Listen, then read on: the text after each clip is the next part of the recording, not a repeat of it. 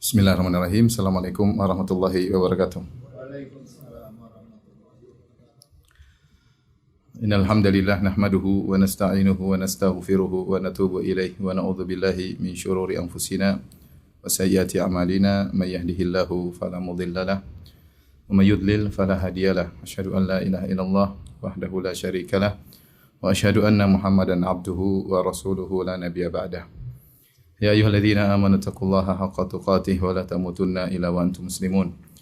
Fa inna asdaqal hadithi kitabullah wa khairal huda huda Muhammadin sallallahu alaihi wasallam wa syarrul umuri muhdatsatuha wa kullu muhdatsatin bid'ah wa kullu bid'atin dhalalah wa kullu dhalalatin finnar. Ikhwan dan akhwat yang dirahmati oleh Allah Subhanahu wa taala, para pendengar, para pemirsa yang dirahmati oleh Allah Subhanahu wa taala. Pada kesempatan kali ini kita akan membahas tentang permasalahan-permasalahan fikih yang terkait dengan mewabahnya virus corona di berbagai negara dan juga di negara kita, terkhususnya di kota Jakarta ya. Tentu ada hal-hal yang harus kita mengerti keterkaitan dengan tersebarnya wabah virus corona ini ya. Di mana apalagi WHO telah menyatakan bahwasanya virus corona atau COVID-19 ya telah meningkat derajat penyebarannya sehingga berubah dari tingkat wabah menjadi epidemi dan akhirnya sekarang menjadi pandemi ya, yang artinya sudah tersebar secara internasional dan susah untuk dicegah ya karena sudah tersebar dengan begitu cepat dan qadarullah ya, sudah banyak kasus, lebih dari 100.000 kasus dan ribuan yang sudah meninggal dunia. Ini bukan perkara yang sepele dan qadarullah juga masuk ke negeri kita, terutama di Jakarta, dan kita dengar setiap hari bertambah ya orang-orang jumlah yang terkena virus COVID-19 tersebut. Maka ada beberapa hal yang perlu kita ketahui. Yang pertama, permasalahan fikih berkaitan tentang masuk atau keluar dari kota yang terkena wabah ya. Masuk atau keluar dari kota yang terkena wabah. Hal ini sudah diajarkan oleh Nabi kita Nabi Muhammad sallallahu alaihi wasallam dalam hadisnya. Kata Nabi sallallahu alaihi wasallam, "Fa idza sami'tum bihi bi ardin fala taqdumu alaihi." Jika kalian mendengar taun ya, salah satu dari bentuk wabah menimpa di suatu daerah, maka janganlah kalian mendatangi daerah tersebut. Wa idza waqa'a bi ardin wa antum biha, dan jika sudah terjadi taun di suatu daerah dan kalian berada dalam daerah tersebut, fala takhruju, maka janganlah keluar dari daerah tersebut firaram minhu, karena ingin lari dari taun tersebut. Jadi kata Nabi sallallahu alaihi wasallam, kalau kalian mendengar ada taun suatu daerah, maka jangan datangi daerah tersebut, dan jika kalian berada dalam daerah tersebut, jangan keluar dari daerah tersebut karena ingin lari dari taun tersebut. Maka yang pertama yang berkaitan dengan hadis ini ya, seorang kalau mendengar suatu daerah terkena wabah, maka jangan dia ke situ. Ini sebagai bentuk pelaksanaan dari hadis Nabi sallallahu alaihi wasallam agar dia tidak, di antara hikmahnya agar dia tidak tertular. Ini daerah sudah wabah ya, banyak orang terkena penyakit corona di situ, maka jangan dia datang ke daerah tersebut. Dan Nabi sallallahu alaihi wasallam telah bersabda, "Firra minal majdzum firaraka minal asad." Larilah engkau dari orang terkena penyakit kusta sebagaimana engkau lari dari singa ya. Nabi sampai menyuruh orang lari dari penyakit menular seperti firaraka minal asad, seperti kau lari dari singa. Berarti ini kesungguhan ya. Namanya orang kalau ketemu singa dia pasti takut dan dia pasti berusaha lari sejauh-jauhnya. Ini menunjukkan Nabi serius dalam hal ini ya. Karena ada hukum sebab akibat. Di antara akibat terjadinya penyakit adalah dengan sistem penularan ya, dengan sistem penularan, semuanya dengan takdir Allah Subhanahu wa taala ya. Tetapi di antara sebab terjadi Allah memberikan penyakit kepada sebagian orang dengan sistem penularan. Oleh karenanya Nabi menyuruh kita untuk ikhtiar untuk kabur dari sumber wabah ya. Firra minal majdzum firaraka minal asad, kata Nabi, larilah dari sumber penyakit tersebut sebagaimana kau lari dari singa. Ini menunjukkan serius, tidak dianggap sepele. Nabi larang tidak boleh masuk dalam daerah tersebut ya. Dan sesuai dengan ayat-ayat dan hadis-hadis di antaranya Allah Subhanahu wa taala berfirman, "Wala tulqu bi aidikum ila tahlukah." Janganlah kalian menjerumuskan diri kalian dalam kebinasaan, ya. Allah larang. Kalau kita tahu itu berbahaya, kalau kita tahu itu bisa menimbulkan kebinasaan, maka jangan ke areal tersebut, ya. Ini yang pertama dari orang luar, maka jangan masuk ke areal wabah, ya. Dan kalau kita mau praktekkan seperti sekarang, jika memang kondisi Jakarta sudah parah, ya, sudah pemerintah memandang atau pihak-pihak yang terkait yang mengerti tentang akan hal ini memandang bahwasanya Jakarta sudah harus lockdown misalnya, ya, dan semisalnya, maka tidak boleh ada orang datang ke sini. Orang luar jangan masuk ke sini. Ya, tidak boleh masuk ke areal sini. Ya, misalnya ada keluarga mau datang ke Jakarta, kita bilang jangan. Kenapa? Karena pemerintah memandang ini sudah bisa rawan terkena penyakit dan juga ya agar mudah penanganannya. Kalau ada yang datang kemudian terkena kemudian dia keluar lagi, maka semakin tersebar virus tersebut dan sulit untuk ditangani. Ini semua adalah bentuk ikhtiar yang diajarkan dalam syariat Islam. Maka saya katakan penerapannya, kalau kita di Jakarta ada yang mau kunjungi kita bilang enggak, ya, nanti lain kali, ya. Bulan depan mudah-mudahan, ya. Bulan depan atau 2 pekan lagi mudah-mudahan kalau sudah diizinkan oleh pemerintah, ya, kondisi sudah kondusif, maka silakan untuk datang mengunjungi kita. Adapun sekarang maka jangan. Kemudian yang kedua, sebaliknya, barang siapa yang berada dalam areal wabah tersebut, maka dia tidak boleh keluar dari lokasi tersebut, ya. Fala takhruju firaran minhu. Kata Nabi, jangan kalian keluar dari areal tersebut karena ingin lari dari penyakit tersebut. Maka tidak boleh keluar dari areal wabah. Kita yang sudah berada di daerah yang dihukumi, ya, sumber wabah dan sudah mulai tersebar di berbagai tempat, bahkan saya dengar di setiap kecamatan ada yang terkena penyakit corona, ya, maka jangan kita keluar dari daerah ini, ya. Jangan keluar, sebisa mungkin jangan keluar, karena ada beberapa hikmah yang disebutkan oleh para ulama. Yang pertama yaitu agar tidak memperluas penularan. Yang pertama agar tidak memperluas penularan. Apalagi orang tersebut sudah kena penyakit, ya. Yang tidak kena penyakit saja, yang belum divonis terjangkiti positif virus corona tidak boleh keluar, apalagi yang sudah divonis positif virus corona, ya. Karena Nabi SAW bersabda, la turidu al-mumridha 'ala al-musih. Nabi SAW mengatakan, jangan kalian membawa onta yang sakit kepada onta yang sehat, ya. Ya, karena kalau onta yang sakit dibawa ke areal onta yang sehat, maka akan terjadi penularan. Maka demikian juga orang yang sudah berada dalam areal wabah, yang mungkin dia sakit atau dia membawa virus corona tanpa dia sadari, ya, karena masa inkubasi butuh 2 minggu, ya.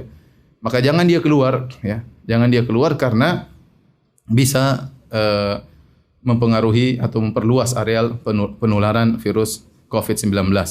Ini hikmah yang pertama disebut oleh para ulama kenapa tidak boleh keluar dari areal wabah. Hikmah yang kedua, ya, disebut oleh para ulama, ya, kalau orang-orang yang sehat, ya, jadi pembicaranya bukan cuma orang yang sakit nggak boleh keluar, orang yang sehat juga nggak boleh keluar. Orang yang sehat juga nggak boleh keluar. Kalau semua yang sehat kabur dari daerah tersebut, ya, kemudian pergi meninggalkan daerah tersebut, yang kuat yang tidak tertular, maka lantas siapa yang mengurusi orang-orang yang sakit? Mereka butuh diperhatikan. Tatkala mereka sakit butuh diperhatikan. Tatkala mereka meninggal dunia juga butuh diperhatikan. Butuh disolatkan, butuh dikuburkan. Maka tidak boleh keluar, ya. Yang kuat mengurusi yang sakit, ya. Kalau semuanya keluar, maka akhirnya orang-orang yang sakit tidak ada yang menangani. Kemudian juga di antara hikmah yang disebut oleh Ibnu Hajar dalam Fathul Bari, ya, bahwasanya jika sebagian orang bertahan, ya, lama-lama, ya, dia akan kuat menghadapi kondisi virus tersebut. Dan ini kenyataan, orang-orang yang bertahan akhirnya dia punya imun, ya. Dia kuat hingga dia bisa mengalahkan virus tersebut, ya, setelah mengalami, ya, tahapan-tahapan tentunya, ya. Sehingga dengan kondisi yang sehat tadi dia bisa mengurusi orang-orang yang masih sakit. Kemudian juga di antaranya hikmahnya kenapa tidak boleh keluar, dikhawatirkan terjerumus dalam permasalahan akidah, yaitu perkataan seandainya, ya. Karena Nabi SAW melarang, Nabi mengatakan, ya, bahwasanya jika seorang melakukan sesuatu ternyata tidak sesuai dengan keinginannya, Fala taqul law anni fa'altu kadza lakana kadza wa kadza. Maka jangan dia berkatakan seandainya saya melakukan demikian tentu sudah begini-begini. Fa inna law taftahu amala syaitan. Karena law seandainya akan membuka pintu syaitan. Kenapa orang yang keluar kemudian dia akhirnya selamat, seandainya dia selamat, dia akan berkata ya seandainya saya tidak keluar, saya tentu akan terkena penyakit. Ya, ini dilarang ya. Dilarang. Ya, kemudian juga yang di dalam sudah terkena penyakit, dia akan berkata, seandainya saya keluar tadi saya mungkin selamat. Sehingga membuka seandainya dilarang dalam agama. Mungkin dia selamat dari virus, tetapi dia terjerumus dalam kesalahan dalam akidah. Ya, dalam kesalahan dalam akidah. Yang terakhir para ulama menyebutkan di antara hikmah kenapa anda boleh keluar dari daerah yang terkena wabah, karena orang yang sabar di daerah yang terkena wabah dia bisa mendapatkan pahala mati syahid. Ya, apakah dia meninggal ataukah dia terjangkiti dan dia selamat atau dia sehat, selama dia bersabar di daerah yang terkena wabah, ya bersabar tidak mengeluh sama sekali, ya dia tahu ini semua takdir Allah Subhanahu wa taala.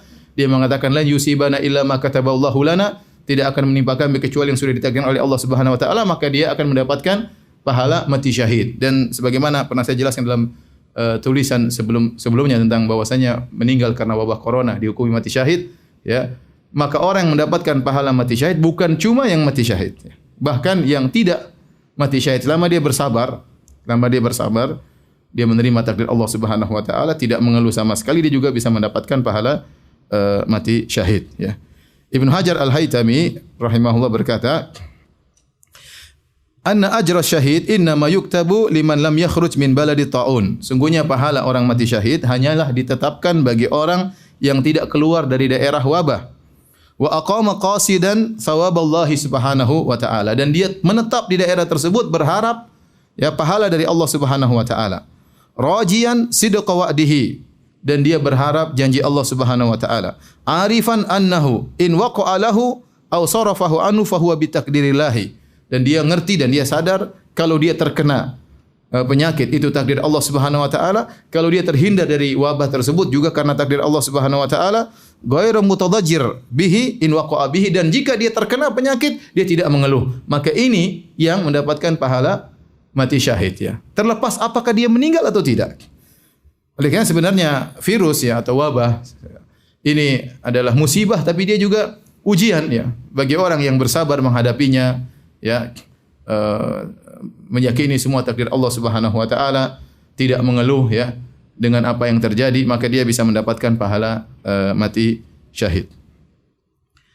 Bahkan Nabi sallallahu alaihi wasallam menghukumi orang yang keluar dari areal wabah karena ingin lari dari virus tersebut, dari wabah tersebut, maka dihukumi dengan dosa besar, seakan-akan dia lari dari medan pertempuran. Kata Nabi SAW, al-far minat ta'un kal-far minaz zahaf. Seorang yang lari dari ta'un, dari wabah, seperti orang yang lari dari medan pertempuran. Dan lari dari medan pertempuran termasuk dosa besar. Ya, Nabi SAW mengatakan, ijtanibu sab'am minal mubiqat. Ya, jauhilah dari 7 dosa-dosa yang membinasakan. Rasulullah SAW sebutkan di antaranya, ya, al-firar minaz zahaf, yaitu lari dari medan pertempuran. Lari dari medan pertempuran. Oleh karenanya ini hukum syar'i. Kalau daerah kita sudah ya terkena divonis oleh pemerintah misalnya ini daerah wabah ya, dan mulai tersebar wabah, kita enggak boleh keluar. Kita enggak boleh keluar ya. Kalau keluar karena takut penyakit tersebut, lari dari apa? Lari dari medan pertempuran. Dosa besar. Dosa besar ya. Bersabar kalau kita selamat ya, dengan izin Allah. Kalau kita terkena dan kita sabar, kita mendapatkan pahala mati syahidnya. Baik, berikutnya yang dilarang lari dari lokasi wabah adalah jika dia keluar dari daerah wabah tersebut karena ingin menghindar dari penyakit. Karena ingin menghindar dari penyakit. Nabi SAW mengatakan firaran minhu, yaitu dia fala takhruju firaran minhu. Jangan dia keluar dari daerah tersebut karena ingin kabur dari wabah tersebut. Tetapi kalau dia keluar karena ada keperluan lain, kata para ulama enggak mengapa. Contoh, ternyata dia keluar, misalnya kita di Jakarta terjadi wabah sudah di mana-mana, kita keluar bukan karena ingin kabur dari penyakit, tapi karena ada keperluan, misalnya menjenguk orang tua atau apa ya, atau ada pekerjaan yang memang sudah dijadwalkan dan kita masih bisa keluar, bukan karena takut dari penyakit, ya, maka tidak termasuk dalam larangan tersebut, kata para ulama. Dan itu yang Maha tahu hanyalah Allah Subhanahu wa taala. Ya, kita keluar, ya, pingin kabur atau ya dengan cari-cari alasannya pingin kunjungi orang tua. Ternyata pingin apa? Kabur dari wabah, maka ini tidak diperbolehkan oleh Nabi sallallahu alaihi wasallam, ya. An-Nawawi berkata, "Ammal khuruj li aridin fala ba'sa bihi." Adapun seorang keluar dari daerah wabah karena ada keperluan, maka tidak mengapa, ya. Wattafaqu ala jawazil khuruj bi syughlin wa gharadin ghairil firar. Dan Imam Nawawi rahimahullah berkata, para ulama sepakat boleh seorang keluar dari daerah wabah, ya, karena ada keperluan, ya, atau karena pekerjaan, selama bukan karena ingin lari dari penyakit. Kalau ingin lari dari virus, maka dia terjerumus dalam dosa besar. Baik. Hadirin dan hadirat yang dirahmati Allah Subhanahu wa taala, berikutnya, jika ternyata wabah sudah merajalela, tersebar di seluruh kota, misalnya di Jakarta sudah jadi kota wabah. Di Bandung juga sudah jadi kota wabah. Sudah, di mana-mana orang sudah terkena wabah. Kata para ulama, maka tidak mengapa bolak-balik keluar masuk antara Jakarta dengan Bandung. Karena hukumnya sudah sama. Sama-sama kota apa? Wabah, ya. Tidak mengapa. Dia ada keperluan ke Jakarta, ke Bandung selama masih dua. Seandainya ternyata 3 kota semuanya sudah dihukum sebagai kota wabah, ya, pusat wabah, maka berpindah-pindah dari kota tersebut tidak jadi masalah, ya. Karena dia bukan lari ke tempat yang sama juga terkena wabah, ya. Beda kalau dia pergi ke kota D yang ternyata tidak ada penyakit dalam rangka untuk lari dari wabah, maka ini yang diharamkan, ya. Oleh karenanya Ibnu Hajar Al-Haytami rahimahullah berkata, "Lau amma iqliman lam yahrumil khuruj min ba'dhi qurahu ila ba'dhin li'annahu la firara hina idin albattah." Seandainya wabah sudah meliputi seluruh negeri, ya, maka tidak mengapa seorang berpindah dari satu kota ke kota yang lainnya dalam negeri tersebut, karena sudah tidak dihukumi dengan kabur dari penyakit, karena semuanya areal sudah penyakit, ya. Makanya sekarang mungkin orang bertanya, "Ustaz, bolehkah kita pergi dari Jakarta?" Ya, kalau ternyata kota kita sudah dihukumi sebagai kota sumber wabah, hukum asalnya enggak boleh kita keluar. Kecuali tadi ada keperluan yang benar-benar keperluan, bukan untuk lari dari penyakit. Misalnya, "Ustaz, saya ingin pergi ke pantai mana ya sama keluarga." Buat apa? Ya. Ya buat melarikan diri, ya enggak boleh. Buat liburan misalnya, ya, lihat apa liburan sana, ya. Kalau kamu keluar ke sana dan ingin balik lagi, ya, lain cerita, karena ada keperluan berarti, ya. Tapi kalau lari ke sana karena ingin kabur dari penyakit, maka hukumnya haram. Taib, ini yang berkaitan dengan hukum masuk keluar suatu daerah yang terkena wabah. Taib, yang berikutnya berkaitan dengan salat berjamaah. Berkaitan dengan salat berjamaah, apa saja permasalahan fikih yang berkaitan dengan salat berjamaah. Taib, yang pertama, ya, pendapat yang terpilih, ya, dan hampir kita dapati fatwa-fatwa ulama, ya, baik ulama dahulu maupun ulama sekarang, ya, yang berkompeten, mereka mengatakan jika, ya, sudah terjadi wabah, ya, di suatu tempat, ya, maka tidak mengapa seorang meninggalkan, ya, salat berjamaah karena khawatir terkena penyakit wabah tersebut, ya. Tidak mengapa dia meninggalkan salat berjamaah, tidak mengapa dia tinggalkan salat Jumat, ya, agar tidak semakin tersebar virus tersebut. Dia ikhtiar, dia tidak keluar dari kotanya, dia bersabar, tapi dia juga tidak mengantarkan dirinya pada hal-hal yang bisa membuat dia binasa, ya. Tidak sengaja kemudian tawakal, saya pergi ke tempat pertemuan, tawakal, ya, kalau Allah berkehendak saya kena penyakit, kalau enggak. Ya memang semua atas kehendak Allah. Tapi Nabi kan berkata, "Firra minal majzum, firaraka minal asad." Kaburlah engkau dari sumber penyakit, ya, sebagaimana kau lari dari apa? Singa. Maka segala hal yang bisa mengantarkan kita kepada penyakit, maka kita jauhi. Dan sekarang para ahli kesehatan sudah mengatakan di antara tempat-tempat yang mudah terjadi penularan, tempat-tempat keramaian. Tempat-tempat keramaian, ya, apalagi kita berdesak-desakan, maka virus dengan mudah untuk berpindah. Dan ini bukan suatu hal yang diduga-duga, ya, belum tentu. Enggak, kita sudah lihat kejadian mudarat yang benar-benar terjadi. Tatkala tidak diindahkan hal ini, maka terjadilah apa yang terjadi, ya. Ya, terjadi dengan mudah cepat seperti di Wuhan, ya, karena ada acara apa pertemuan ya, hari raya atau apaan sehingga mudah sekali tersebar di antara mereka ya. Kemudian misalnya di Iran ya. Ya, mereka sok-sok tawakal ya, kita lihat di video di YouTube mereka kita tawakal enggak apa-apa ke sini ya. Kita tidak akan tetap saja kita akan ziarah ke kuburan wali-wali mereka dan mereka mengungkapkan hal itu di dalam YouTube. Jadi seakan-akan sudah kita tawakal, kita mau beribadah dengan gaya mereka tentunya. Akhirnya terjadi apa yang terjadi? Ya, tahu-tahu ratusan meninggal, ya, ribuan orang terkena ya. Jadi maksud saya kekhawatiran tersebut bukan kekhawatiran yang mengada-ngada, bukan. Kekhawatiran yang benar-benar terjadi. Kalau kita lalai dan kita cuek aja, kita bilang nggak ada masalah, semuanya keluar. Apa yang terjadi? Maka penularan semakin cepat. Dan kalau sudah penularan semakin cepat, kita semakin sulit untuk menghadapi. Maksud saya, sebagian orang mengatakan, itu kan hanya kekhawatiran. Iya, itu kalau mungkin di kampung kamu. Tapi kalau di Jakarta yang sudah dilihat oleh pemerintah, gubernur juga sudah bicara. Emang mereka bicara omong kosong, ya. Mereka bicara asal ngomong saja. Mereka sudah melihat hal ini harus dikerjakan supaya mudah menangani penularan virus yang begitu cepatnya luar biasa. Yang begitu cepatnya luar biasa. Sampai sebagian pejabat sudah kena. Ya, maka jangan bilang ini hanya ketakutan. Ini kenyataan, bukan ketakutan ya. Bukan ketakutan. Maka kita disuruh untuk menghindar dari kemudaratan. Kata Nabi SAW, la dharar wa la dirar. Jangan seorang menjerumuskan dia dalam kemudaratan dan jangan beri kemudaratan kepada orang lain ya. Jangan beri kemudaratan kepada orang lain. Oleh karenanya pendapat yang benar ya bahwasanya ya, berdasarkan dalil-dalil seorang kalau khawatir terkena penyakit ya atau khawatir menularkan penyakit ya maka dia boleh tidak sholat Jumat dan tidak sholat berjamaah. Kita saja nggak tahu kita sedang berpenyakit atau tidak karena masa inkubasi berapa? Dua minggu. Katanya sekarang virusnya semakin jago bisa jadi masa inkubasinya bisa lebih panjang. Kalau bisa jadi kita berpenyakit, kita sentuh orang, akhirnya kita beri mudarat kepada orang lain ya. Kita tidak apa-apa, tapi dia apa-apa. Ternyata dia tua, kita sehat, virus tidak bisa melawan kita, tapi orang tua ini akhirnya meninggal dunia. Makanya perlu kerjasama rame-rame antara penduduk Jakarta, harus mengerti akan hal ini, memikirkan dirinya dan memikirkan keluarganya dan memikirkan orang lain.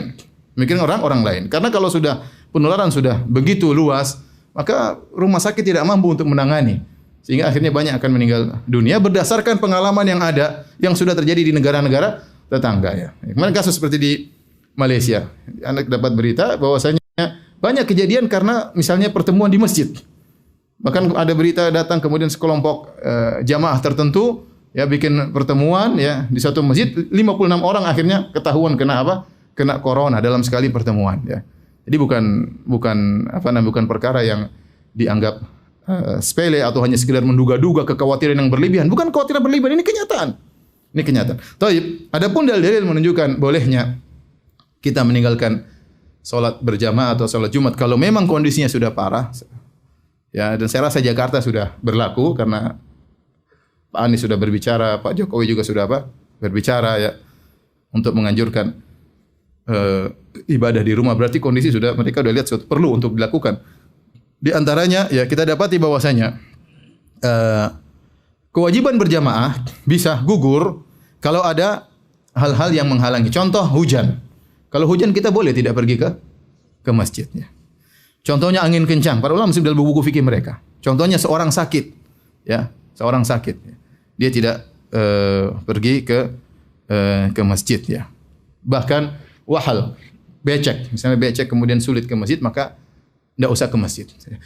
Kalau hujan saja boleh orang tidak ke masjid. Yang kalau kita kena hujan kita mati atau tidak? Tidak mati. Kita tidak mati. Kalau kita keluar becek, baju kita kotor-kotor, kita mati? Enggak mati. Ya, itu saja bisa membuat orang untuk tidak sholat berjamaah. Apalagi penyakit yang ada, yang mungkin enggak kelihatan ya. Tapi ada. Yang bisa saja terkena siapapun ya. Dalam keramaian-keramaian tertentu ya. Maka kekhawatiran tersebut tidak mengapa membuat seorang boleh untuk tidak sholat berjamaah. Di sini ada dua kaidah yang ingin saya sebutkan. Pertama, uzur yang membolehkan untuk tidak sholat berjamaah, itulah uzur yang membolehkan untuk tidak sholat Jumat. Uzurnya sama. Uzurnya sama. Jadi uzur yang membolehkan tidak sholat berjamaah, itulah uzur yang membolehkan untuk tidak sholat Jumat. Ya.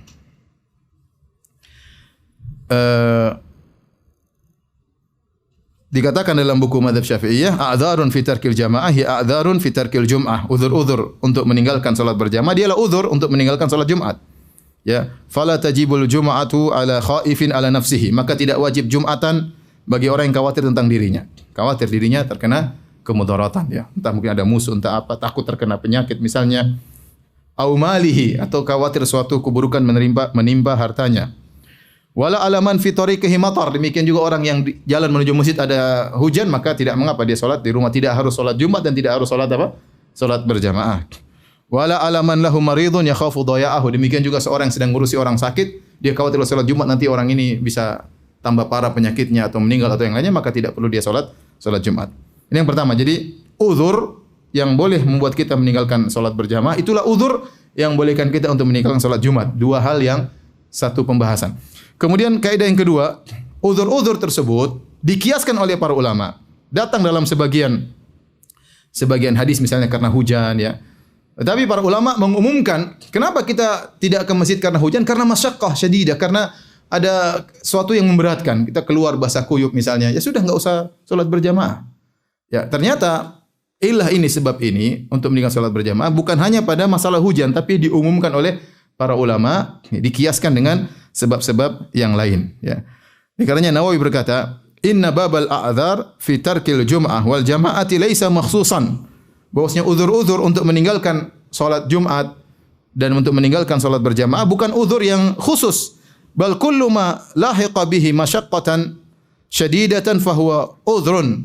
Bahkan semua perkara yang bisa menimbulkan kesulitan ya, maka itu adalah uzur untuk meninggalkan salat berjamaah, untuk meninggalkan salat Jumat. Kemudian beliau berkata wal wahalu min hadza, di antaranya becek ya.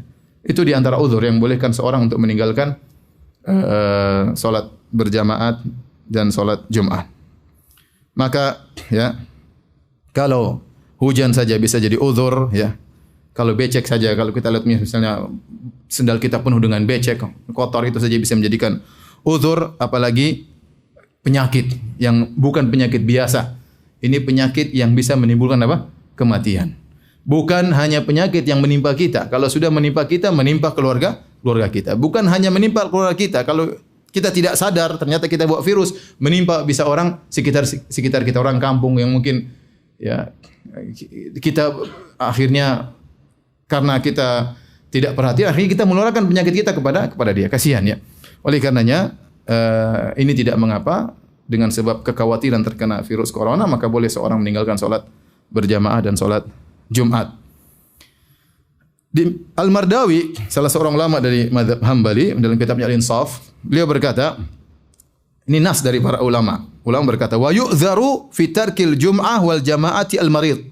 Orang yang sakit diberi uzur untuk boleh meninggalkan salat Jumat dan salat jamaah bila niza', tanpa ada khilaf di kalangan para ulama.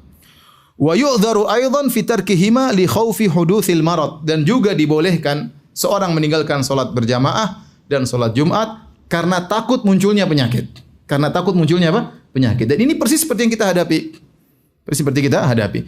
Seandainya penyakit tersebut penyakit yang ringan ya, misalnya mungkin flu, ya kita enggak ada masalah ya. Bahkan tatkala terjadi penyakit wabah, misalnya DBD, demam berdarah, kita enggak begitu takut karena ya masih jelas sumbernya di mana, ciri-ciri orangnya bagaimana. Tapi corona lain ya. Orang bisa terkena penyakit, dia tidak kelihatan ciri-cirinya, masih beberapa hari dia baru kena, tapi dia sudah bisa menyebarkan virus. Ya. Nah, kalau orang kena DBD ya mungkin bisa ada penyakit menular tertentu kelihatan, dia mulai batuk-batuk. Ya, ternyata orang yang terkena virus corona tidak langsung dia seperti itu. Dia bisa sehat seminggu pertama, atau bisa dia bahkan sehat terus, tetapi ternyata dirinya sudah membawa penyakit ya. Maka tentu ini hal lebih mengerikan, dan ternyata penyakit tersebut bisa menimbulkan kematian. Maka jika seorang meninggalkan salat Jumat atau salat berjamaah karena ketakutan akan hal ini, maka dibolehkan ya. Demikian juga tatkala kita salat, sekarang prakteknya kita salat, terkadang kita paranoid ya, pikiran kita kita tidak bisa hindari ya. Saya ngisi pengajian terakhir malam Jumat kemarin di salah satu masjid di Bekasi, rame orang, lantai 1 rame, lantai 2 rame, lantai dasar rame. Ya udah, malam Jumat kemarin, saya takbir Allahu Akbar, sebelah batuk. Waduh. Ya, saya mau santai aja tapi susah juga. Kemudian sebelah kiri lagi batu. Kemudian belakang saya, ya saya tawakal, tapi terpaksa tawakal. Sudah mau diapain? Mau liburkan pengajian sudah nggak bisa. Ya udah, tapi maksudnya tetap saja ada pikiran apa? Terganggu, kita kekhawatiran itu ada. Ya kalau Nabi SAW mengatakan la salat li hadrati ta'am. Tidak ada solat berjamaah kalau makanan sudah hadir. Kenapa? Karena khawatir tidak khusyuk. Makan dulu kata Nabi SAW. Walau wa huwa yudafil akhbathan, orang yang menahan buang air besar, buang air kecil, menahan angin, maka tidak ada solat berjamaah baginya, suruh buang hajat dulu. Kenapa tidak ada solat berjamaah baginya? Karena dia khawatir apa? Terganggu pikirannya, terganggu, tidak khusyuk. Apalagi kemudian kita solat, was-was dalam diri kita. Ya, was-was dalam syariat tidak membani kita untuk seperti ini. Untuk kemudian nekat, ya. Meskipun was-was, tapi saya katakan saya berbicara tentang diri saya saja, ya. Tetap saja ada apa? Was-was, ya. Sebelumnya, ya, sekitar 4 minggu yang lalu, saya pergi ke Singapura, ya. Sudah ada orang terkena virus. Saya pergi ke Johor, sudah ada orang kena virus corona di sana. Tapi saya tidak ada paranoid, ya, karena saya, maksudnya belum separah yang disebutkan sudah ada orang-orang kena penyakit corona. Tapi begitu saya sudah di sini, kemudian ada pengumuman dari pemerintah secara resmi, jumlah yang semakin bertambah, belum lagi ada laporan-laporan di luar dari laporan pemerintah misalnya, maka ya wajar kalau kemudian orang apa? Khawatir. Itu wajar ya. Wajar ya. Maka ini di antara hal yang menguatkan, ya sudah, kalau daripada kamu sholat was-was terus, ya. Was-was terus, ada orang tiba-tiba samping, aduh, bingung kita gini gimana ini? Mau kita, ya, kemudian dia, misalnya, kemudian dia bersin keluar, kita jadi gelisah, ya. Sudah, mending di rumah aja. Ya, sholat juga was-was, ya. Kemudian sholat imamnya batu-batu, biasanya kalau imam sudah batu, jamaahnya latah, batu-batu semuanya.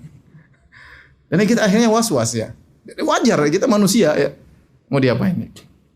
Maka tidak mengapa kita sholat di rumah. Dan ini juga berdasarkan kaidah daf'ul mawdhar muqaddamun ala jalbil masalih. Bahwasanya menolak kemudaratan diutamakan daripada mendatangkan kemaslahatan. Memang sholat berjamaah maslahat, ya. Ada yang mengatakan wajib sholat berjamaah, ada yang mengatakan sunnah. Sholat Jumat juga maslahat. Tapi kalau ada mudarat yang bukan mudarat yang dipersangkakan, tapi benar-benar terjadi, ya. Seandainya kita mengatakan semua sholat nggak ada masalah, ya, bisa jadi parah. Ini coba mungkin ada yang mengatakan tidak mengapa sholat berjamaah, sholat Jumat kerjakan saja, ramai pengajian kerjakan saja, nggak ada masalah. Coba kalau kita nggak peduli dengan seruan pemerintah, semua bikin pengajian, ya bisa jadi virus makin tersebar. Ya. Kamu aja penakut, saya enggak. Ya kalau kamu saja misalnya bikin pengajian, mungkin enggak parah. Tapi kalau semua orang tidak mengindahkan anjuran pemerintah, saya bikin pengajian sehari 3 kali. Rame sana, rame sini, rame ustaz yang fulan lagi, yang ustaz lain juga demikian. Sholat berjamaah rame terus, ya. Benar, khawatir kenyataannya dan sudah terjadi di negara lain, ya. Saya dapat Malaysia, di antara sebab terjadi penyebaran virus adalah di masjid-masjid, ya. Ada saya bilang tadi, pertemuan kelompok orang bikin pengajian akhirnya terkena apa? Terkena virus. Ini terjadi. Ya. Maksud saya kekhawatiran itu bukan kekhawatiran yang mengada-ngada, tapi benar-benar terjadi dan sudah terjadi di negara-negara tetangga kita. Dan bisa saja, waliyadzubillah, bisa saja kita juga mengalami seperti apa yang mereka rasakan. Taib. Alhamdulillah ada fatwa dari ulama Al-Lajnah Ad-Daimah yang dikeluarkan pada tanggal 7 Rajab 1441 Hijri atau 12 Maret 2020 berkaitan dengan fatwa-fatwa tentang orang-orang terkena berkaitan dengan corona. Ya, kita tahu di Saudi belum separah seperti Kuwait, ya. Itu pun pemerintah Arab Saudi kemudian langsung menutup orang-orang tidak boleh umrah. Ya. Kita nggak bilang kemana orang Saudi, kenapa nggak tawakal, biarkan saja orang umrah, nggak bisa. Ini perkaranya nggak gampang. Bayangkan kalau pintu umrah dibuka, meskipun dengan pemeriksaan yang ketat. Karena masalahnya tadi saya katakan, orang kena corona tidak mesti nampak dia tanda-tandanya. Dia mungkin kelihatan sehat, dia tidak bersin. Ternyata tubuhnya kuat, imunnya kuat, virus corona nggak bisa apa-apa. Tapi dia bawa. Kemudian dia umrah, singgol sama orang macam-macam. Kemudian Mekah menjadi sumber wabah. Apa kata dunia? Apa kata orang-orang non-Muslim misalnya? Lihat Mekah sebagai sumber apa? Sumber penyakit. Maka saya bilang pemerintah Arab Saudi serius, itu bagus, ya. Ya kita juga termasuk orang-orang yang tidak bisa umrah. Padahal saya punya jadwal umrah di depan ada 3 jamaah. Semuanya semua menerima karena mereka tahu apa yang tindakan yang diambil oleh pemerintah Arab Saudi sudah benar. Padahal mereka tidak ramai, maksudnya tidak terjangkiti seperti kita, seperti di Jakarta, tidak seperti di Kuwait, ya. Kalau di Kuwait sudah parah, ya, sampai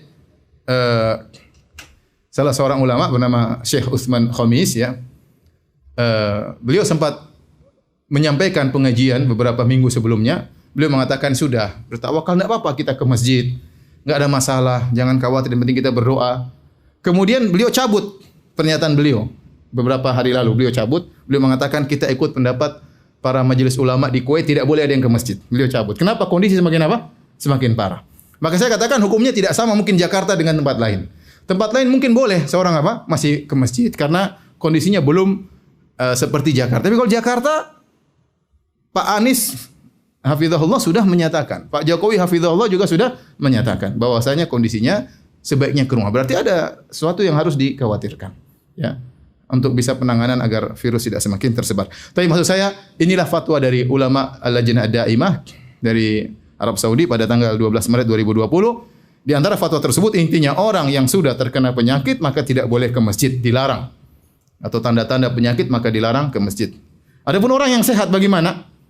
Kata mereka, man khasya an yatadarrar aw yadurru ghairahu fayurakhas lahu fi adami syuhudil jum'ah wal jamaah. Adapun orang yang takut untuk mendapat kemudaratan, dia tahu dia tidak sakit, tapi dia takut dapat apa? Kemudaratan, ya. Aw yadurru ghairahu, atau dia bisa beri kemudaratan kepada orang lain, ya. Bisa jadi dia punya virus dan dia tularkan kepada orang lain. Fa yurakhasu lahu fi adami syuhudil jum'ah, maka diberi keringanan baginya untuk tidak hadir salat Jumat. Wal jamaah, dan juga tidak hadir untuk salat berjamaah. Liqaulihi sallallahu alaihi wasallam, karena sabda Nabi sallallahu alaihi wasallam, la dharar wa la dhirar, tidak boleh ada kemudaratan, baik memberi mudarat kepada diri sendiri atau beri mudarat kepada orang lain. Wa fi kulli ma dzukir idza lam yashhadil jum'ah fa innahu yusalliha zuhran 4 rakaat. Dan kalau seorang tidak hadir salat Jumat, maka dia ganti salat di rumahnya, salat zuhur 4 rakaat, ya. Kalau tidak salat Jumat maka ganti salat zuhur 4 rakaat. Ini fatwa terbaru dari Al-Lajnah Daimah. Sementara kondisi Arab Saudi belum seperti kita. Tapi kalau yang ulama di Kuwait sudah. Karena virus sudah tersebar, ya. Sebagian orang Kuwait datang dari Qum, dari Iran. Kemudian akhirnya virus tersebar dari jalan tersebut. Taib. Di antara masalah fikih yang berkaitan masalah salat berjamaah, ya. Apakah boleh seorang muadzin tatkala kondisi wabah sudah semakin parah, kemudian ada penegasan dari pemerintah untuk mengucapkan ala sallu fi rihalikum atau sallu fi buyutikum, salatlah di rumah kalian, ya. Maka boleh tentunya, ya. Boleh tentunya, ya, sebagaimana kalau datang hujan atau angin kencang, maka seorang muadzin boleh menambahkan dalam azannya sallu fi buyutikum, salatlah kalian di rumah-rumah kalian. Salatlah misalnya hujan kencang, salat di rumah, ya, dan itu sunnah mengucapkan demikian. Demikian angin kencang atau sesuatu yang berbahaya, sallu fi buyutikum, salatlah di rumah-rumah kalian, ya. Maka demikian juga kalau sudah wabah dikhawatirkan, ya, dengan berkumpul di masjid bisa menimbulkan perkumpulan apapun, ya, mau di masjid mau dimanapun, ya, bisa menimbulkan penularan, maka tidak mengapa seorang muadzin mengucapkan sallu fi buyutikum. Saya ingatkan lagi bahwa ini hukum berbeda satu kota dengan kota yang lainnya. Mungkin misalnya kota di mana, di Lombok, ya, tentu tidak sama Jakarta. Mereka belum apa-apa, silakan jalankan kegiatan seperti biasanya, ya. Ya, karena yang bisa menentukan itu parah atau tidak pemerintah. Ya, mereka yang punya peralatan dan punya sistem untuk mengetahui ini sudah pada tingkatan berbahaya atau tidak, perlu melarang masyarakat untuk berkumpul atau tidak. Kita tinggal taat kepada apa? Pemerintah. Kalau pemerintah mengatakan sudah hindari perkumpulan, ibadah di rumah masing-masing, ya kita kerjakan saja. Apalagi MUI ternyata juga sudah mengeluarkan apa? Fatwa. Kemudian di antara permasalahan fikih, bolehkah salat memakai masker, ya?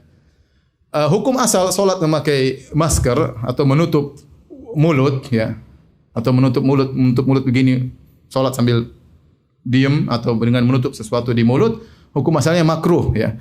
Dalam satu hadis Rasulullah sallallahu Rasulullah melarang an yughtiya ar-rajulu fahu, melarang seorang menutup mulutnya tatkala sedang salat. Apa hikmahnya? Khilaf di kalangan para ulama mazhab. Ada yang mengatakan seperti ulama Hanafiyah, maksudnya orang yang beribadah sambil menutup mulut seperti orang-orang Majusi, dan kita dilarang untuk bertasyabbuh meniru orang Majusi, ya.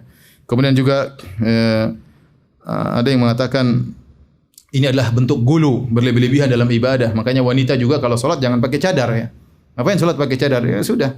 Kalau sholat buka cadarnya, kecuali di depan para lelaki yang bukan mahramnya, dia boleh sholat pakai cadar karena ada keperluan. Tapi kalau di rumah jangan pakai cadar. Bentuk gulu fiddin, berlebih-lebihan, ekstrim dalam beragama. Sebagian ulama lagi mengatakan sholat sambil menutup wajah adalah bentuk takabur, kesombongan. Intinya ini ilah sebab yang disebut oleh para ulama ada 3 selama saya baca tadi. Pertama karena tasyabuh dengan orang-orang Majusi yang beribadah sambil menutup mulut. Yang kedua adalah berlebihan dalam agama. Yang ketiga adalah takabur, bentuk sombong dalam beribadah. Beribadah kita buka wajah di hadapan Allah Subhanahu wa taala. Tapi para ulama 4 mazhab mengatakan hukumnya makruh. Kalau seorang salat tutup mulutnya, salatnya tetap sah dan dia melakukan suatu hal yang makruh. Tidak sampai pada haram, apalagi membatalkan salat. Tetapi kalau ada keperluan, maka tidak mengapa seorang salat sambil menutup mulutnya. Di antaranya disebutkan oleh banyak ulama, di antaranya Al-Khattabi, misalnya seorang tatkala dia menguap, maka dia boleh tutup mulut. Kan sunahnya seorang menguap tutup apa? Mulut. Dalam salat dia menguap, dia tutup mulut. Boleh karena ada keperluan. Kemudian juga ulama yang lain menyebutkan di antara keperluan, misalnya seorang bekerja, pekerjaannya membutuhkan tutup mulut, ya. Dia tidak lepas setelah dia bekerja, mungkin ada apa-apa atau dia pekerjaannya di tengah padang pasir yang debu sana sini, maka dia sholat sambil tutup mulutnya, tutup hidungnya, enggak ada masalah. Demikian juga karena penyakit, baik khawatir terkena virus atau khawatir menularkan virus, maka tidak ada masalah seorang sholat sambil menutup mulutnya atau menutup hidungnya. Hukum asalnya makruh, tetapi kalau ada kebutuhan maka hilang kemakruhan tersebut. Kemudian masalah berikutnya, hukum kunut nazilah di saat wabah menyebar. Ini sudah ada fatwa dari Majelis Ulama Indonesia tentang dianjurkan untuk apa kunut nazilah. Tentu mau ikut fatwa MUI silahkan, tapi secara umum ini masalah khilaf di kalangan para ulama. Masalah khilaf di kalangan para ulama. Ya. Secara umum para ulama sepakat untuk kunut nazilah. Kunut kalau ada musibah boleh. Semua mazhab, 4 mazhab membolehkan kunut kalau ada musibah. Ya. Yang khilaf kalau kunut subuh, kalau tidak ada apa-apa kunut subuh tiap hari itu ada khilaf. Tetapi kalau ada musibah, kemudian imam kunut, maka ini sepakat ulama. Cuma mereka khilaf bagaimana kalau musibah tersebut ternyata wabah. Apakah boleh kunut atau tidak? Secara umum 2 pendapat. Jumhur ulama mengatakan boleh. Semua hal yang dikhawatirkan, semua musibah bentuknya apapun, boleh seorang untuk kunut. Ya. Boleh seorang untuk apa? Kunut. Ya. Karena musibah banyak. Ada musibah peperangan, ada musibah musuh datang, ada musibah musim kekeringan, kemarau, ada musibah wabah misalnya, maka boleh kunut ya untuk menghilangkan wabah. Adapun mazhab Hambali sebagaimana dikatakan oleh Al-Bahuti ya, dia mengatakan la yaqnut li raf'il waba fil azhar. Bahwasanya tidak kunut ya gara-gara untuk menghilangkan wabah menurut pendapat yang kuat. Li'annahu lam yathbutil qunut bihi lam yathbut al-qunut fi ta'un amwas wala fi ghairihi wa li'annahu syahadatun lil akhyar wala yus'alu raf'uhu. Kata beliau kenapa? Karena tidak ada dalil para sahabat tatkala tertimpa taun ya, kemudian mereka taun amwas, ini taun yang terjadi pada abad 18 Hijriah di salah satu daerah di negeri Syam. Satu kota disebut Amwas sehingga dinisbahkanlah nama taun tersebut, wabah tersebut kepada kota tadi. Ya. Para sahabat tidak melakukan kunut. Ya. Ya. Saya cerita tentang taun Amwas ini. Taun Amwas ini terjadi di zaman Khalifah Umar bin Khattab radhiyallahu anhu, tatkala menjadi khalifah abad 18 Hijriah. Ketika itu yang menjadi gubernur di negeri Syam adalah Abu Ubaidah bin Al-Jarrah, sahabat radhiyallahu anhu yang termasuk dari al-Asyrah al-Mubasysyirina bil Jannah, 10 orang sahabat yang jadi masuk surga. Di antaranya Abu Ubaidah bin Al-Jarrah radhiyallahu ta'ala anhu. Dia jadi gubernur. Ketika itu terjadi wabah taun di negeri Syam, ya. Maka Umar menulis surat. Umar khalifah menulis surat kepada Abu Ubaidah bin Al-Jarrah ya, agar membuat orang-orang naik ke atas. Jangan menetap di daerah bawah karena wabah bisa semakin tersebar. Suruh naik ke gunung-gunung. Ya. Bahkan Umar menyuruh dia datang ke Madinah, ya. Tetapi Abu Ubaidah tidak mau. Dia tidak mau. Dia tidak menjalankan perintah Umar. Bahkan dia belum terkena wabah, dia berdoa. ya sungguhnya ini wabah, ya. Dan dia berkata, as'alullaha an yuksim minhu li hadzan li, ya. Kata dia, ya aku berdoa kepada Allah agar aku terkena wabah tersebut. Karena ini adalah mati syahid dan dia kena wabah. Akhirnya Abu Ubaidah bin Jarrah meninggal dunia. Kemudian digantilah dengan gubernur berikutnya, Muaz bin Jabal radhiyallahu anhu, sahabat yang mulia juga. Kemudian terkena wabah lagi. Sama daerah tersebut di negeri Syam terkena wabah. Maka Muaz bin Jabal sama, dia berdoa, dia khutbah di hadapan rakyatnya, di hadapan orang-orang. Dia berkata, aku berdoa kepada Allah agar wabah ini mengenaiku dan mengenai keluargaku. Dan ternyata dia kena wabah. Karena ingin apa? Mati syahid. Dia kena wabah dan kemudian kena, dua istrinya juga kena, anaknya juga kena. Dan disebutkan sebelum dia meninggal dia melihat tangannya, dia mengatakan aku ingin keluar dari dunia tanpa ada sedikit pun dunia di tanganku. Dan akhirnya meninggal dunia. Kemudian diganti dengan gubernur yang ketiga, Amr bin Al-As radhiyallahu taala anhu. Amr bin Al-As radhiyallahu anhu ketika datang wabah, dia punya sikap yang lain. Dia sama dengan Umar bin Khattab radhiyallahu anhu, maka dia menyuruh para orang-orang masyarakat untuk naik ke gunung-gunung, ya. Dia mengatakan sungguhnya wabah ini yash'il isti'alan nar, bahwasanya wabah ini menyala seperti nyala api. Pergilah kalian ke gunung-gunung, ya, ke gunung-gunung agar wabah tidak mengenai. Akhirnya mereka naik ke gunung, mereka tidak ke kota yang lain, tapi menghindar ke gunung-gunung. Akhirnya wabah tersebut diangkat oleh Allah Subhanahu wa taala dan kabar ini sampai kepada Umar bin Khattab dan Umar tidak mengingkari. Artinya Umar membenarkan perbuatan siapa? Amr bin Al-As radhiyallahu taala anhu.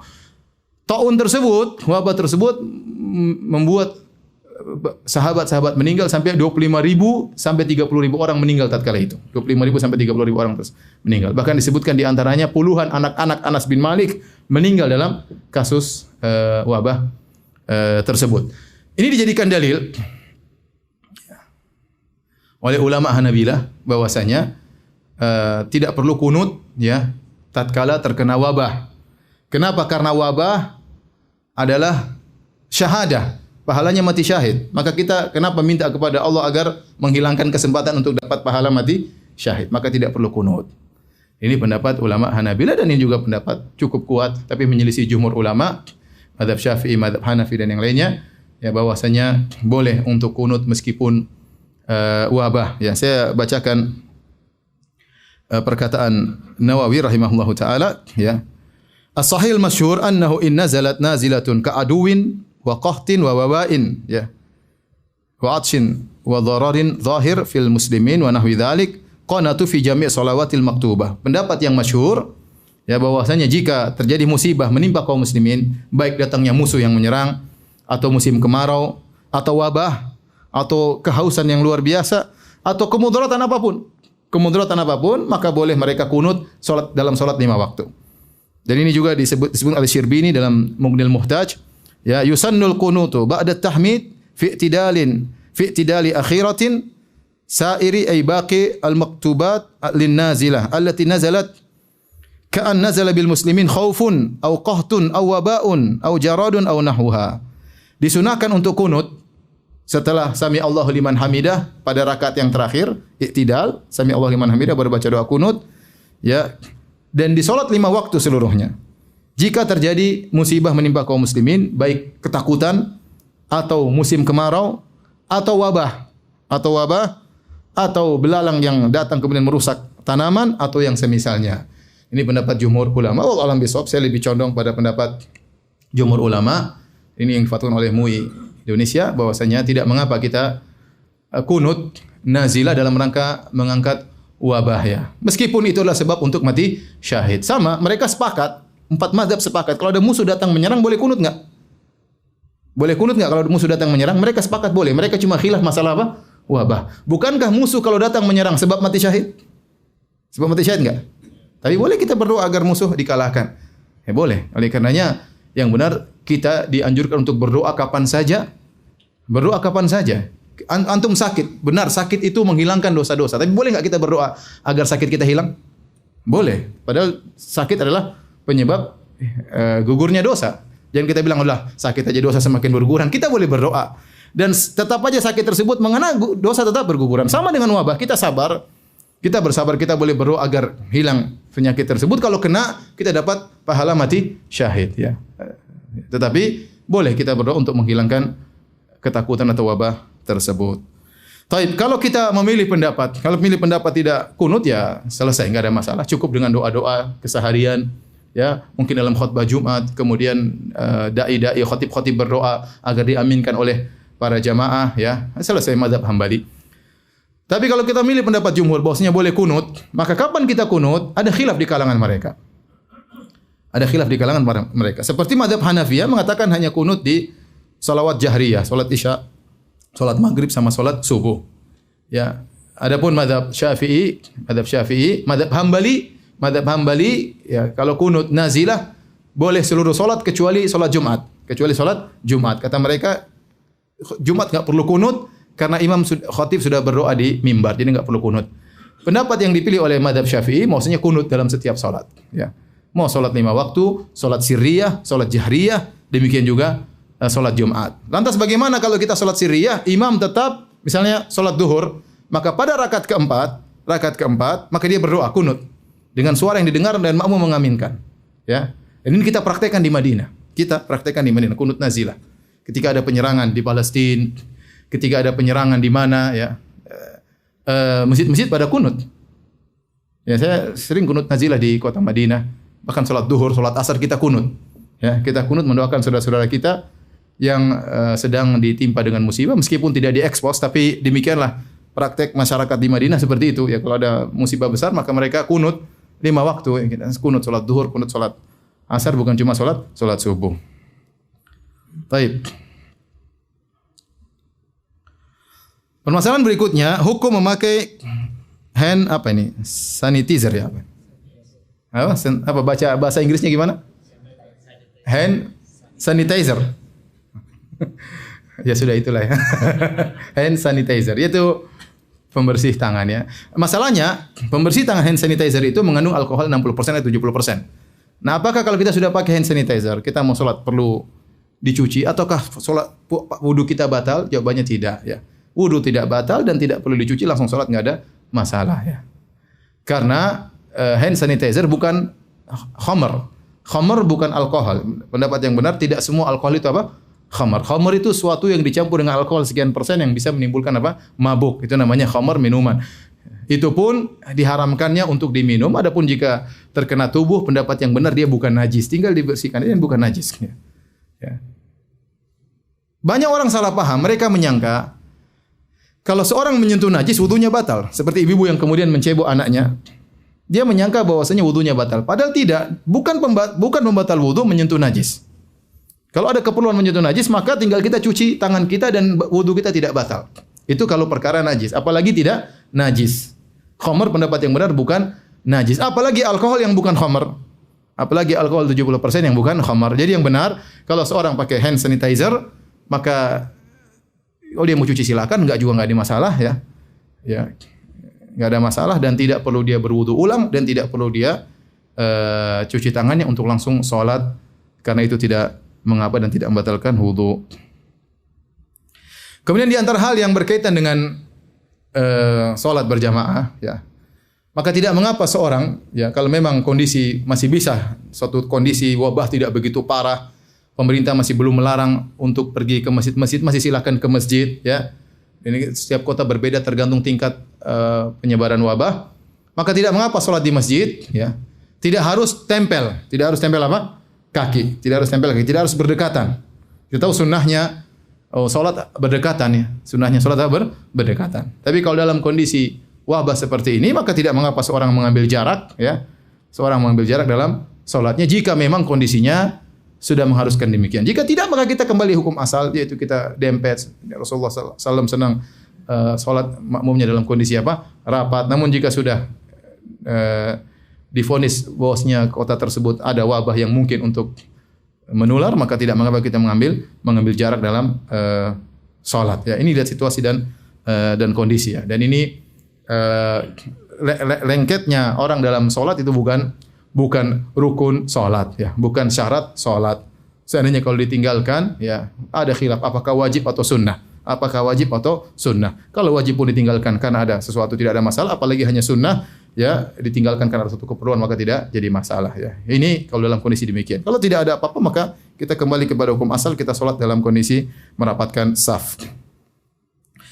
Kemudian yang terakhir tentunya kita mengurangi kegiatan ya yang di situ ada pertemuan banyak orang ya, karena virus corona ini penyebarannya luar biasa dan sangat cepat ya, dengan sangat cepat. Orang ikut rapat satu ruangan bisa kena semua ya. Ya sangat mudah. Ini tidak ada yang mengingkari akan hal ini ya. Oleh karenanya segala hal yang memungkinkan timbul pertemuan maka kita hindari, kecuali benar-benar di screening, kita sudah saling mengenal ya, maka tidak mengapa ya. Dan tidak harus kita berjabat tangan ya. Ketemu ya sudah. Enggak perlu kita salam begini, enggak perlu ya. Enggak perlu kita salam kaki, enggak perlu kita salam, enggak perlu. Udah kita salam mulut aja sudah cukup ya. Salam mulut itu yang diutamakan, doa assalamualaikum, ini doa semoga engkau selamat, semoga saya selamat dari virus corona. Ya kita berdoa assalamualaikum warahmatullahi wabarakatuh. Biasanya kita hanya sekedar ngucap, kali ini kita ngucap sambil kita niatkan kita doain kawan kita ya. Assalamualaikum warahmatullahi wabarakatuh. Dan dia juga jawab dengan serius. Waalaikumsalam warahmatullahi wabarakatuh. Semoga Allah memberikan kau keselamatan. Di antaranya keselamatan dari virus corona ya. Adapun jabat tangan sunnah, kalau ternyata tidak bisa dilakukan maka tidak mengapa ya, ditinggalkan karena ada kekhawatiran dan yang lainnya. Tapi di akhir pengajian saya ingin sampaikan bahwasanya ya, tentu ini hal yang menyedihkan bagi kita semua. Ya, siapa yang tidak ingin sholat di masjid berjamaah? Siapa yang tidak ingin dapat pahala 27 kali lipat? Saya sedih, pengajian saya libur semua ya. Ya semuanya orang sedih ya. Saya tidak bisa umrah. Ya 3 grup jamaah saya semua, ya jamaah pertama 90 orang, yang kedua sampai 400 orang ya, gagal semua ya. Yang ketiga wallahu alam bisa berangkat atau tidak, ada hampir 60 orang. Ya saya juga pingin tawaf, saya juga pingin berdoa di Masjid Nabawi, saya juga pingin berdoa di depan Ka'bah. Semuanya sedih. Pengajian saja libur, saya pun sedih. Tapi bagaimana lagi ya? Tetapi hal yang membuat kita menghibur diri kita adalah sabda Nabi sallallahu alaihi wasallam dalam Sahih Bukhari, "Idza maradal abdu aw safar kutiba lahu maka ya'malu minhu muqiman sahihan." Kata Nabi sallallahu alaihi wasallam, jika seorang sakit atau dia bersafar, maka tetap dicatat bagi dia pahala yang biasa dia kerjakan tatkala dia sehat, tatkala dia tidak bersafar. Maksudnya bagaimana?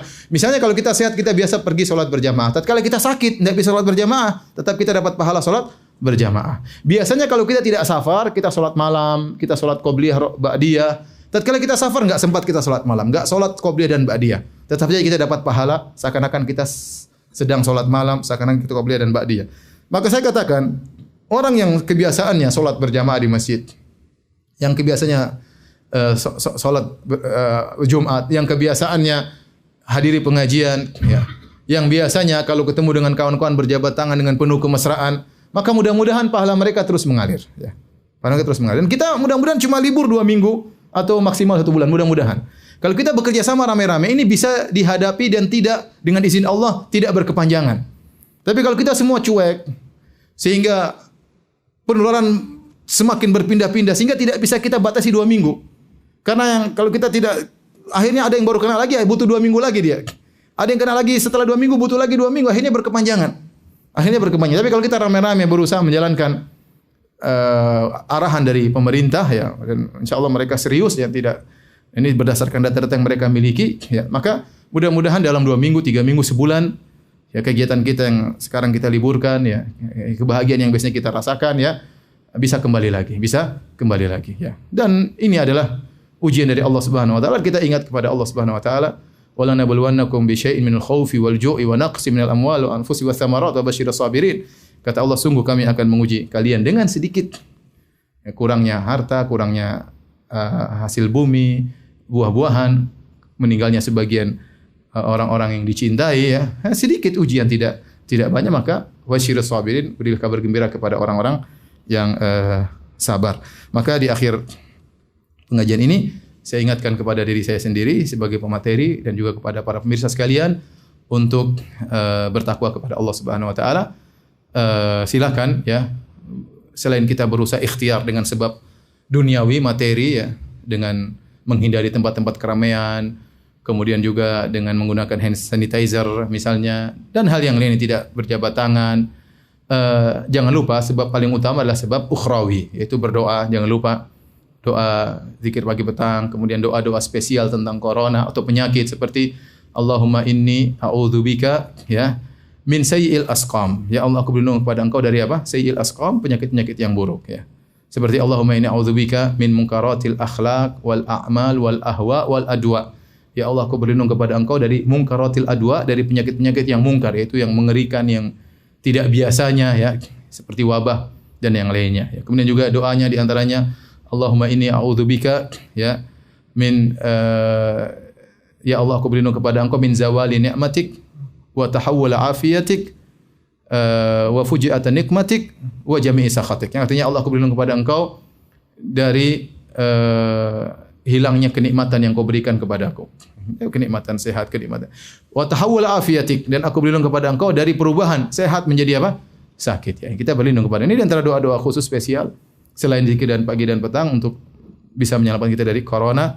Dan jangan lupa silakan baca tulisan Syekh Abdul Razak hafizahullah taala tentang 10 sebab untuk terhindar dari corona. Di antaranya kita bertakwa kepada Allah. Sungguhnya ya, apapun yang terjadi, kalau kita qadarullah ternyata kita terkena penyakit corona, kita bersabar kemudian meninggal, toh mati syahid. Lihat para sahabat tadi, bahkan mereka ingin meninggal karena apa? Penyakit wabah ya. Ya. Kita tidak iman seperti mereka mungkin. Tidak berdoa ya Allah kenakanlah aku corona, kita enggak seperti mereka ya. Ya. Tetapi kalaupun terkena kita bersabar ya. Kita enggak tahu kalau kita hidup lebih panjang apakah kebaikan yang kita lakukan atau kemaksiatan yang kita lakukan. Maka apapun yang terjadi, apa kita sehat ataukah kita terkena penyakit, kita bersabar kepada Allah Subhanahu wa taala dan jangan menggampangkan masalah-masalah ini kemudian meremehkan ya. Oh tenang, penyakit ini enggak bisa kena Indonesia. Indonesia orangnya kuat-kuat misalnya ya. Jangan karena kita sudah makan beras misalnya atau apakah makan pete makanya kita enggak bakalan kena. Enggak usah gitu-gitu, serahkan kepada Allah. Ya, enggak usah kita sesumbar.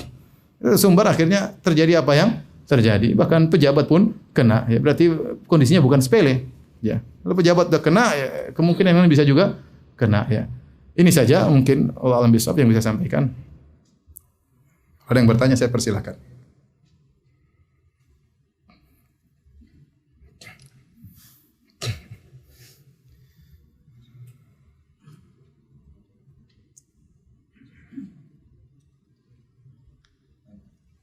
Materi yang saya sudah sampaikan semuanya sudah ada di insyaallah di bekalislam.com. Bekalislam.com insyaallah nanti disebarkan linknya. Apa yang saya sampaikan semuanya sudah ada di situ, tinggal bisa dibaca kembali.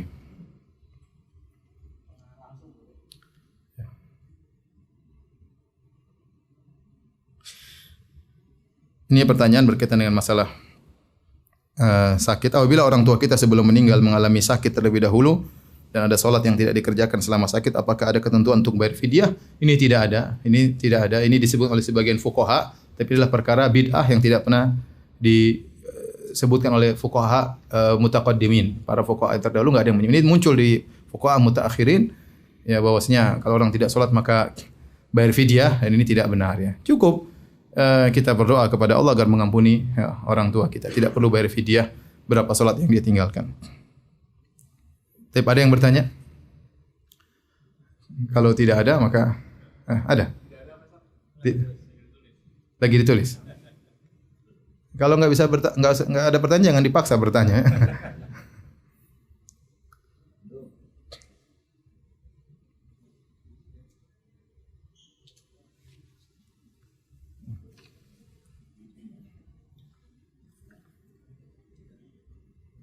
Ustaz, bagaimana kalau mayat meninggal karena corona? Bagaimana cara pengurusannya? Ya itu kembali kepada, saya kurang tahu, tapi bagaimana pihak kesehatan menghadapi kasus seperti ini. Jelas dikubur ya, bukan dibakar ya. Jelas siapa dikubur. Mungkin perlu penanganan khusus, misalnya dimasukkan dalam plastik tertentu atau apa, enggak ada masalah. Ini darurat semuanya ya.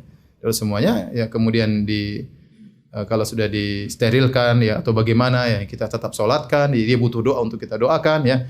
Intinya ini perlu pembahasan khusus ya. Saya sampai sekarang saya tidak tahu bagaimana apa yang terjadi pada orang terkena corona, bagaimana mayatnya, sejauh mana mayat tersebut masih memiliki penularan, apa bisa ditangani dengan cara tertentu, saya tidak tahu. Ini dokter mungkin yang lebih tahu ya. Di balik itu tentu ada fikih tersendiri. Allah alam bisawab. Ada lagi yang bertanya?